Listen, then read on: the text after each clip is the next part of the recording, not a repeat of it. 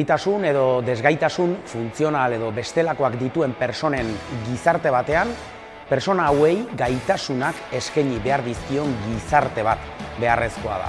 Eta horretarako inklusibitatea ezinbesteko kontzeptu bilakatzen zaigu. Norabide honetan lanean dauden egitasmo eta ekintza ezberdinak ezagutzen ditugu. Eta hain zuzen ere, horretaz arituko gara gaur. Erreportaje eder bat prestatu dizuegu, gainera solasaldi bat beti bezala gaiari erantzunez arituak diren personekin eta bukatzeko nola ez Koldo Gartziaren errezeta goxo bat. Beraz, badakizue. Ongi etorri, deno topaleku den geltoki honetara.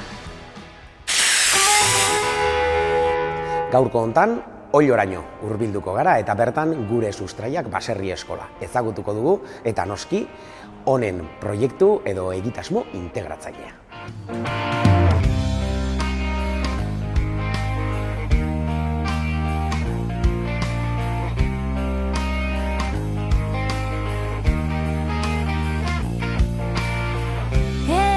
Gure sustraiak baserri eskola, bere izenak esaten den bezala, baserri eskola bat gara, baina horretaz gain gauza eta lor desentetan lan egiten dugu, ez? Duela 22 urte hasi ginen, ostatuak kudeatzen, herriko ostatuak kudeatzen, bazkaria zerbitzatzen, jendea lo hartzeko hartzen, gero eskola taldeekin hasi ginen, kanpaldiak eta eguneko jarduera garatzen, kurtso osoan zehar, udan, asteburuetan, eta hasi bezain pronto, 2005 urtean, pertsona talde polit batekin topatu ginen, Iruñan dagoen zentro batzuetatik hasi ziren guregana etortzen, udako kanpaldia garatzera, dimen urritasuna duten pertsona dira, eta momentu horretan hasi zen lerro bat, oraindik mantentzen dena eta pisu gehien hartzen duena gaur egun gure sustraiak baserri eskolan.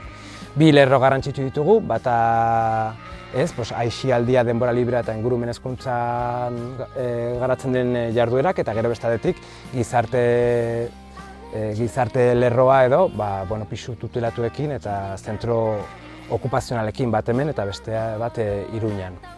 Biak bat egiten dute eta biak oso garrantzitsuak dira eta erlazionatuta daude eta bata bestea aberasten du.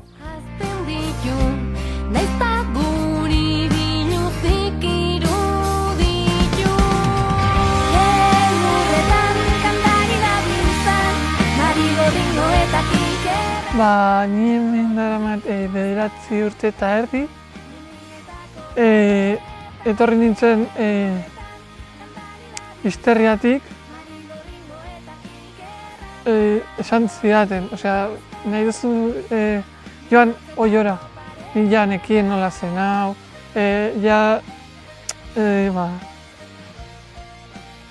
nekien norekin egongo nintzen hemen. Orduan ez nuen pentsatu eta esan nuen baietz, etorri nintzen. Ze niretzako animaliak, da pasada bat. Ez dut iaia, nola esplikatu, nola azaldu. Hemen ere evoluzionatu dut asko. Etorri nintzen, eta etorri nintzenean ez nuen, ez nintzen joaten ni bakarrik adibidez frontoira, ez nintzen iaia ateratzen bakarrik. Joan nintzen nire metak sortzatzen, superatzen eta hori. Eta niretzako hau da iaia nire bizitza.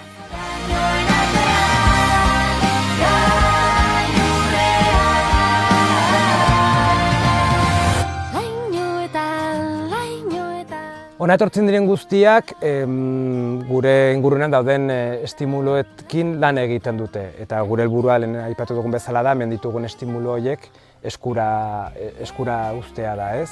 Disfrutatzea. Bai, naturan animaliek eskaintzen dizkiguten baliabide guztiak, lurrak, basoak, eskaintzen dizkigutena, horiekin lan egiten dugu.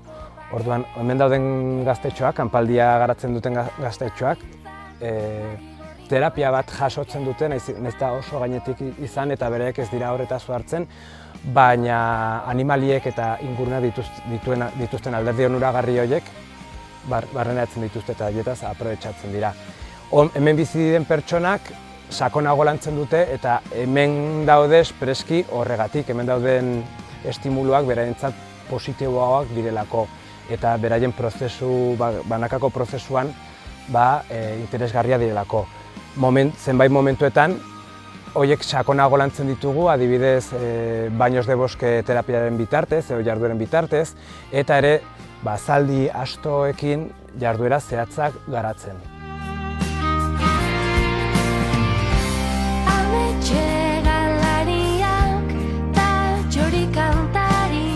Bueno, astoek ez dakit frontoiak dira, esan nahi dut.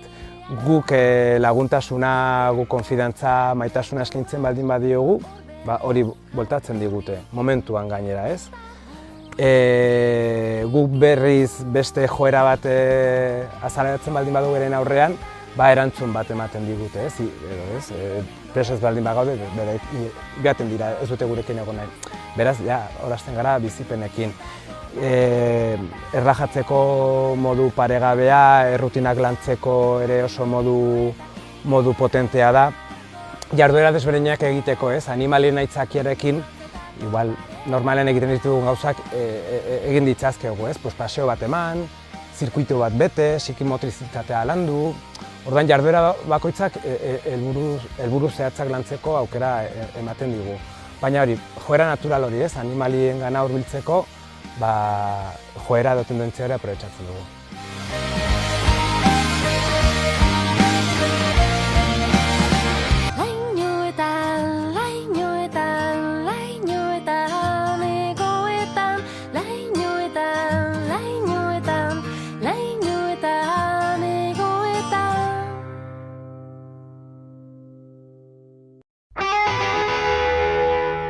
Gure sustraiak baserri eskolak erakusten digu inklusibitatearen beharra eta hain zuzen ere hau lantzeko ekimenak badauzkagula.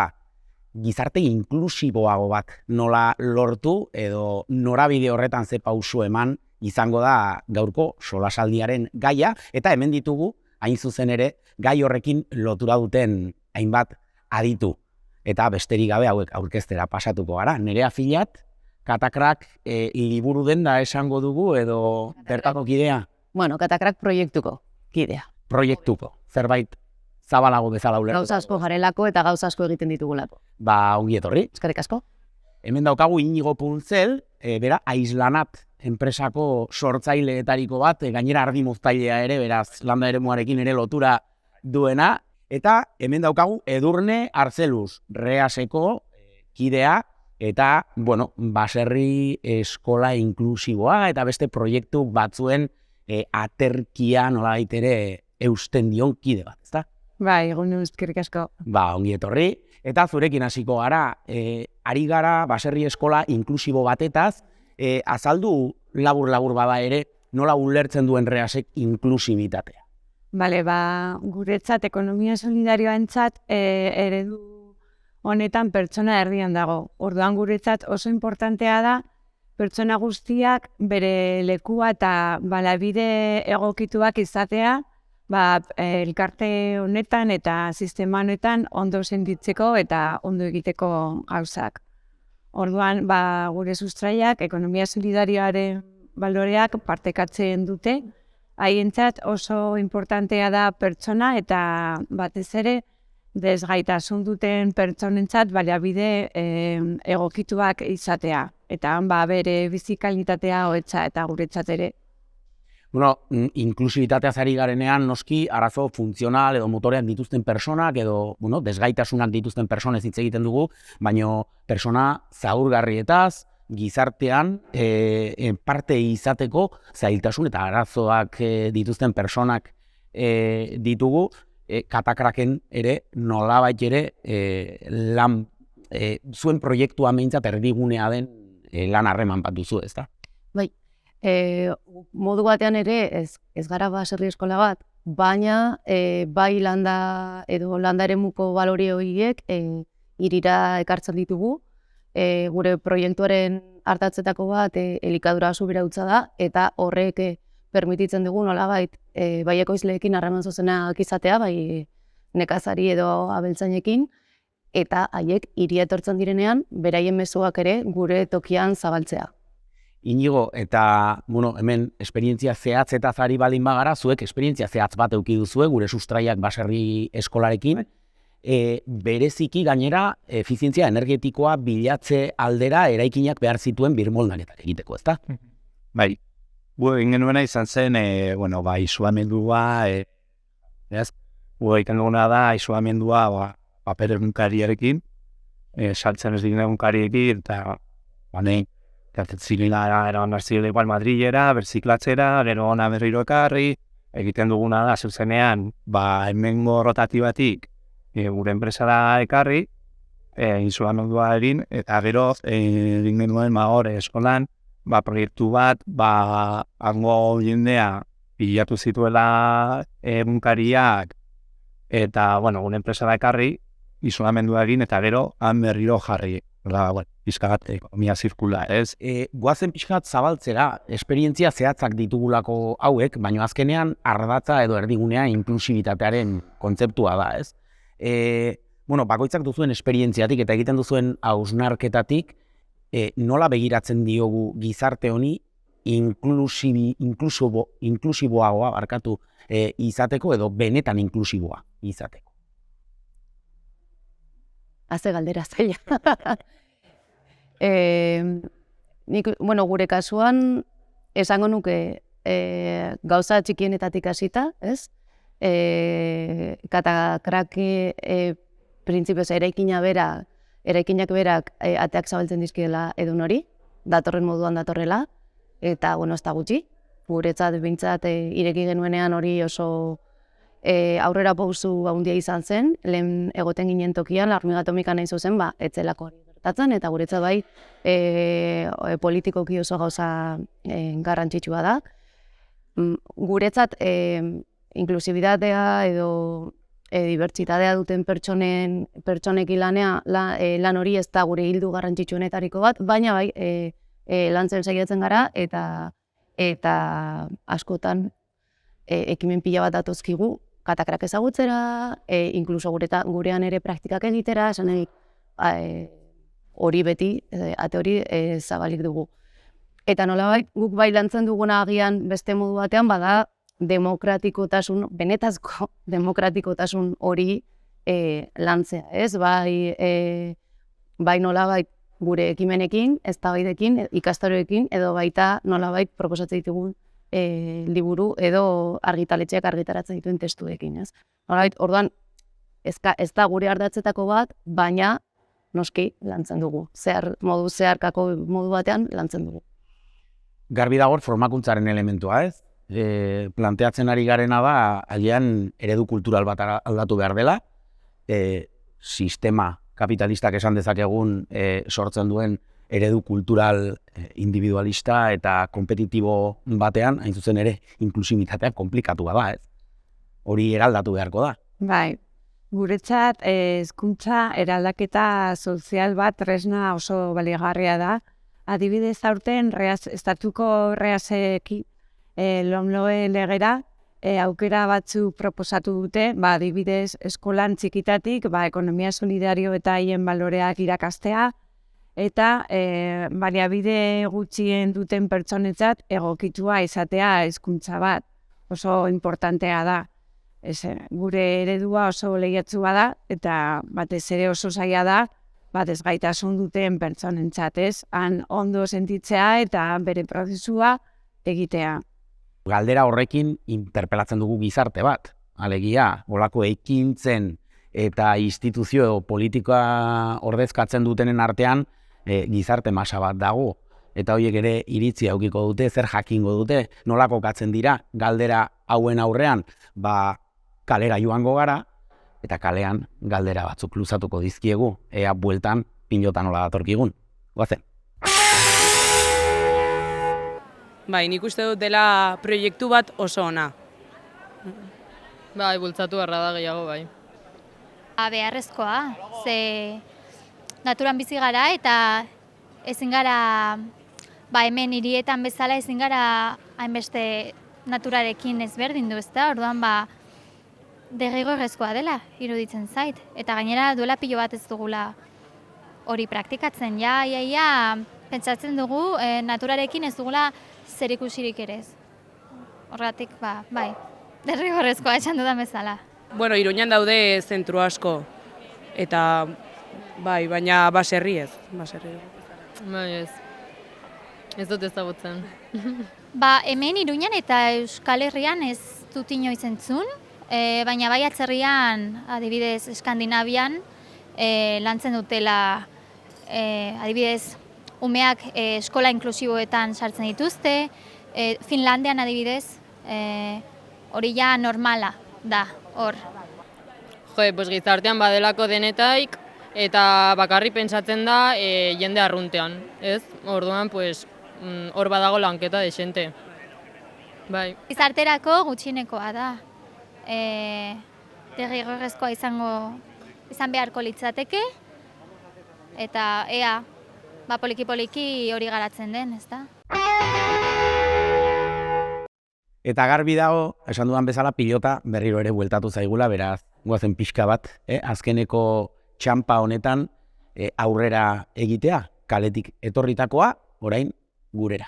Bai, ni gauza bat esango nahiko nuke, zerakundea batzutan eskartzen digute baliabideak, baino aislatuak. Adibidez gure sustraian, oso importantea da, lana eta bizitza gauza osoa ulertzea, eski horrela dira gauzak, ez bakarrik lan alde batetik, gero bizitza beste batetik, eta adibidez pertsona daudenean albergan, dute bere pisuan, lantzen duten, harremanak duten relazioak, ere bere autodeterminazioa eta bere egiteko eran. Hori importantea da, programa batean dena izatea kontuan, ez bakarrik gauzan aislatuak, oso importantea da.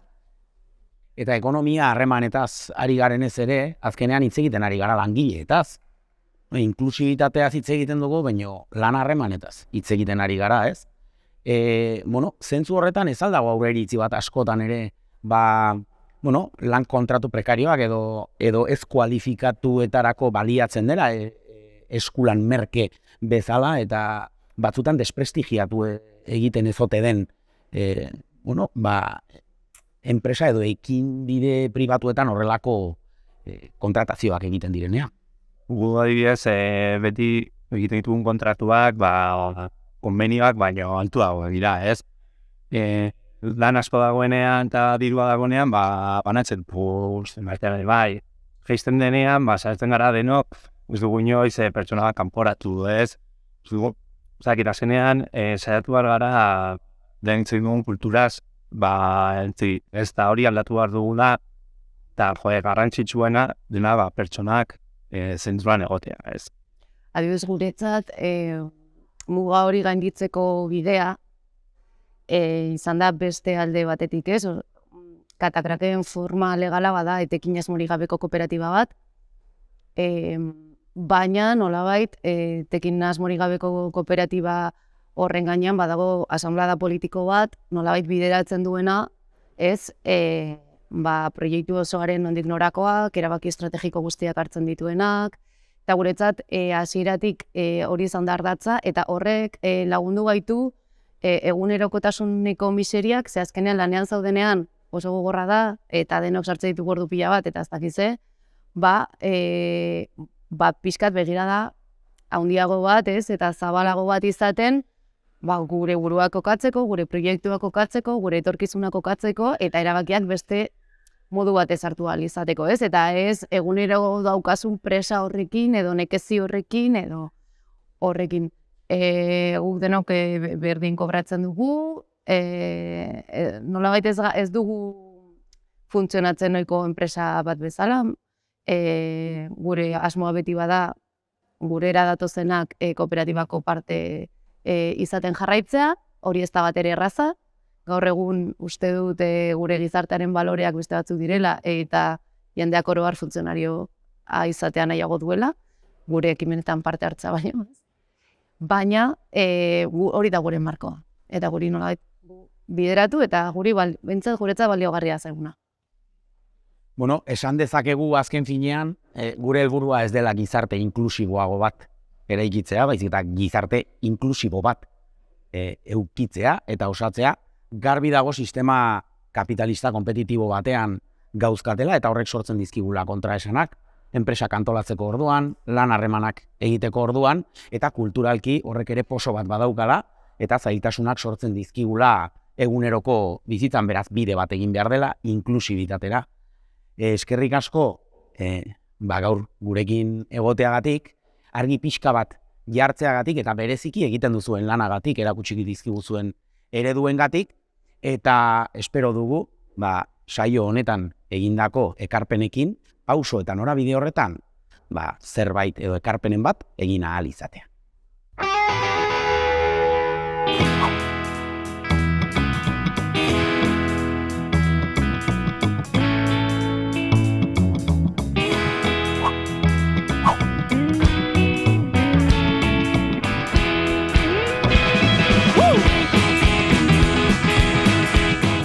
Aurrekoan prestatu genuen porru patata bat, sobrantea genuen makailu piper batzuk egindako arekin, eta orain jarri behar ditugu bi errezeta hauek beste plater batean, entsalada batean, entsalada erraz batean.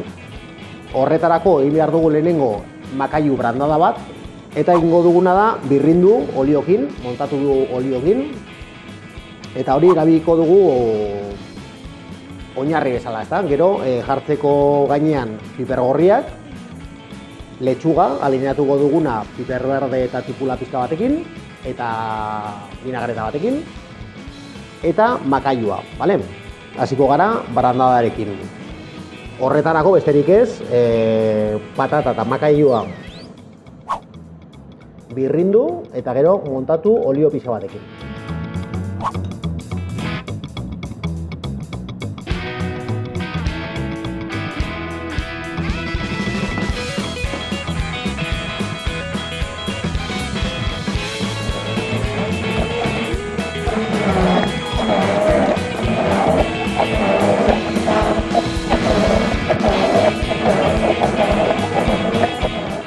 Orain botako diogu olio pixka bat, eta nik uste eskatuko digula ur tanta batzuk edo ur pixka bat, ere bai, ikusiko dugu orain, aber nola garatzen den.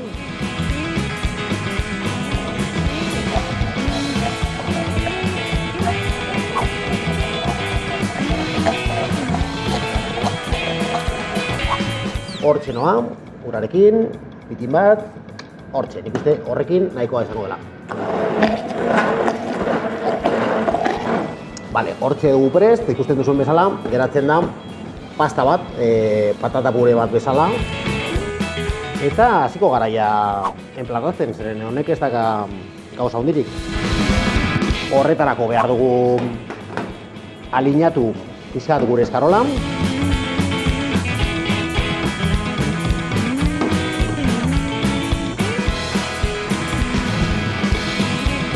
Gatza, eta hemen badut ozpina eta olioa elkarrekin.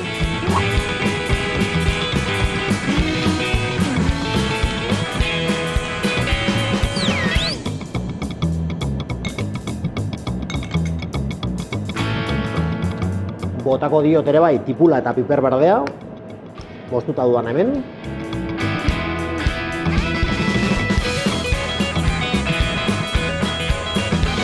Eta jarriko dugu hemen laterean brandada koiarakada pare bat. Gero piper batzuk. Piper hau ja, kozinatuta daudenez, ez ere egin beharrik.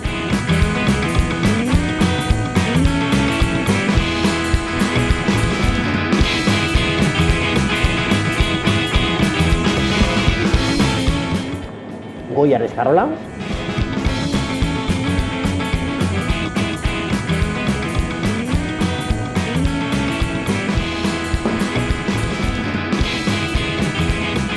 Eta berriro piperren bat gainean. Eta makailua. Makailua, egingo dut ebarakateatzen eta, buskatu bizka bat.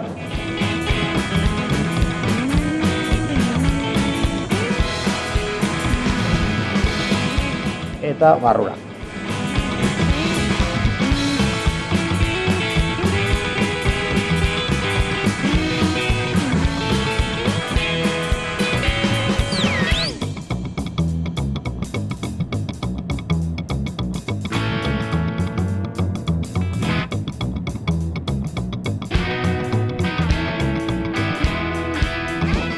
Eta honek behar duia bakarrik perezil pixka bat. Jarriko diot ere bai tipula eta piper berde pixka bat gehiago, gainean. Eta txorrotada bat olio.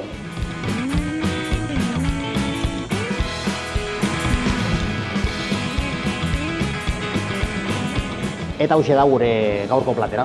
Entsalada bat, probesten makailu eta piper batzuk. Eta porru patata bat. Honegin eta hurrengo arte.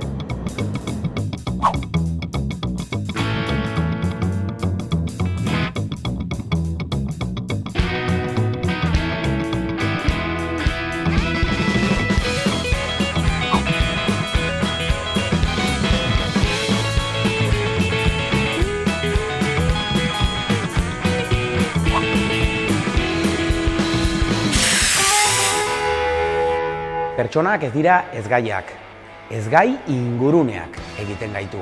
Inguruneak, ingurune sozialak, ingurune ekonomikoak, eta hauek gaitasunak eskaini behar dizkigute gizarte bezala. Ezin dugu inor bazterrean utzi, inor bazterrean uzten ez duen gizartea, gizarte inklusibo bat delako. Eta ekintzak badaude norabide horretan alternatibak eskaintzen dituztenak, gaitasunak eskaintzen dituztenak. Beraz, badakizue, ekin bideari, maletak hartu eta hurrengo geltokira arte.